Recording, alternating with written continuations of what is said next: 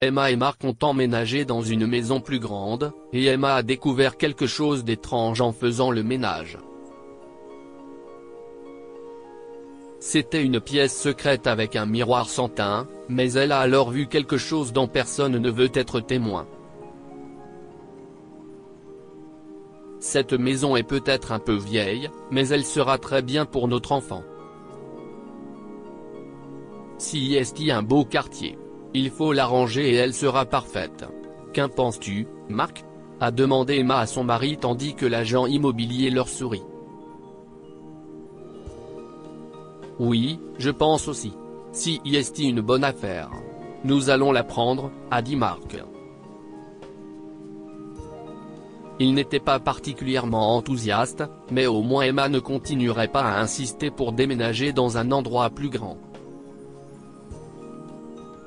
Mark n'était pas non plus très heureux de l'arrivée de son enfant, mais c'était un autre problème. Ils ont emménagé un mois plus tard, une fois que toutes les formalités administratives ont été remplies. Emma a commencé à déballer et à nettoyer lentement toute la maison parce qu'elle était enceinte de 5 mois et qu'elle devait y aller doucement. Elle a commencé par la chambre principale, où elle était tombée amoureuse du miroir fixé au mur. Il était énorme et atteignait le sol. Elle n'avait jamais vu quelque chose de semblable auparavant. Si est presque comme une porte d'entrée, pensa Emma. Mais il avait besoin d'un bon nettoyage, alors elle s'est mise au travail. Soudain, elle a remarqué un petit nœud sur le côté du miroir et l'a tiré. « Oh » a-t-elle presque crié. Le miroir s'est ouvert. « Si est une porte » dit-elle à haute voix. Si est fou. L'ancien propriétaire avait en fait monté le miroir dans une discrète embrasure de porte. Nous n'aurions jamais découvert cela. Si est comme dans un film. Pensa-t-elle. L'agent immobilier ne leur a jamais parlé de ce passage secret. Mais Emma devait vérifier. Elle a entrouvert la porte et a utilisé la lampe torche de son téléphone pour voir à l'intérieur. C'était minuscule, et il y avait une chaise dans le coin. Mais elle a regardé l'arrière de la porte et a remarqué l'autre côté d'un miroir sans teint. Celui qui a construit cette maison a dû vouloir espionner les personnes qui se trouvaient dans la chambre principale. Si est bizarre et ça donne la chair de poule, se dit-elle. Si est alors qu'Emma a eu une idée. Mark était si distant depuis qu'elle était enceinte. Son intuition lui disait qu'il se passait quelque chose. Il était temps de le découvrir. Elle l'a donc appelé au travail. Et, chérie. Écoute, je vais chez ma mère ce soir. Elle veut passer une soirée entre filles. Il se peut que je reste dormir chez elle. Si est-il d'accord ? A-t-elle demandé gentiment. Ouais, d'accord, a dit Mark et il a raccroché. Il rentrait normalement à la maison à 17 h, alors Emma est allée dans la pièce secrète quelques minutes avant. Oh, j'ai oublié mon téléphone, pensa-t-elle. Bam. La porte lui a claqué au nez avant qu'elle ne puisse sortir, et elle n'avait aucune idée de comment l'ouvrir de l'intérieur. Je suis une idiote, dit-elle à voix haute. Mais Emma ne pouvait rien faire. Elle s'est donc assise sur la chaise et a attendu. Soudain, Emma a entendu la voix de son mari, mais il y avait une autre personne avec lui. Si est à maison ? Demanda une voix féminine. Emma s'est rapprochée du miroir sans teint, espérant voir qui parlait. Puis Mark et la femme sont entrés dans la chambre principale. Oui, Mélissa. J'espère que ça ne te dérange pas. Je viens d'aménager, répondit Mark.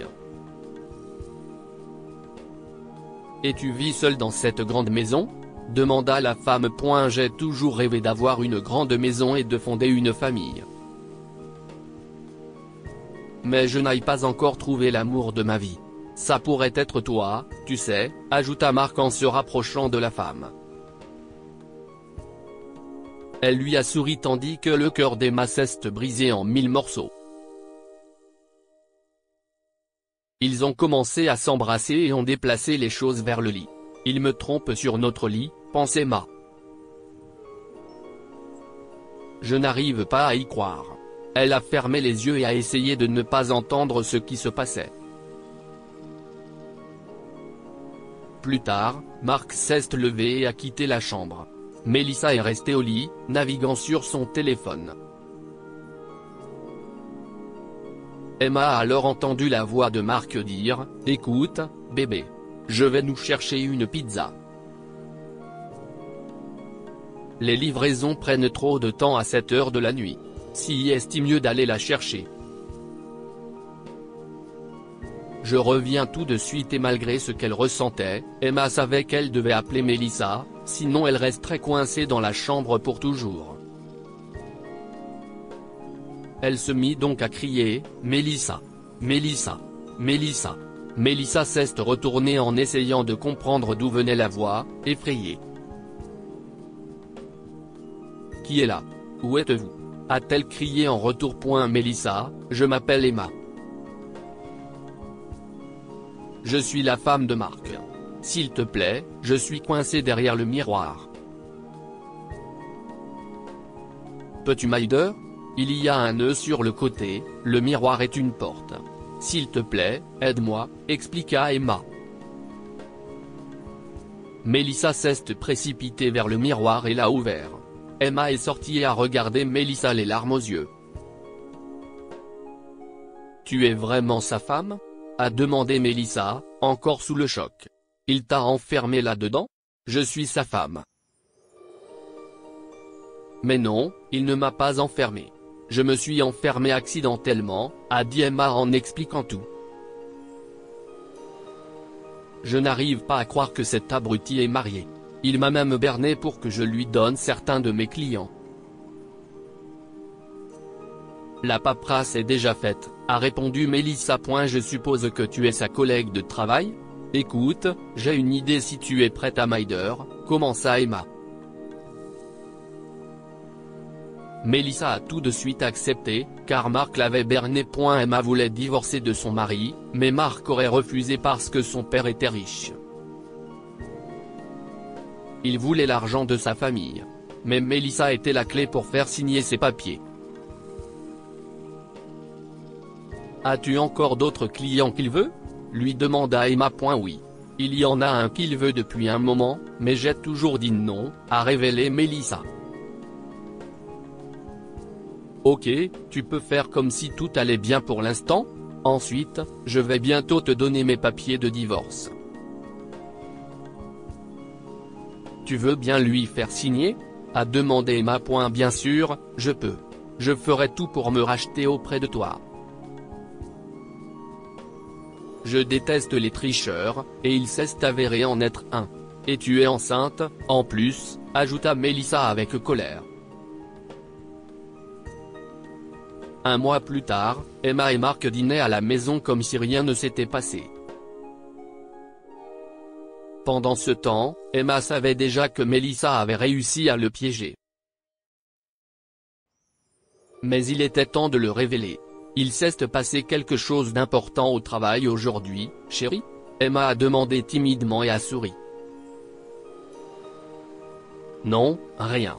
Toujours la même chose, a répondu Marc avec dédain.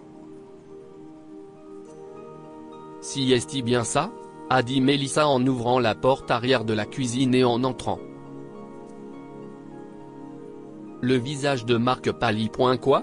Mélissa, qu'est-ce ce que tu fais chez moi ? Si est-il tout à fait inapproprié.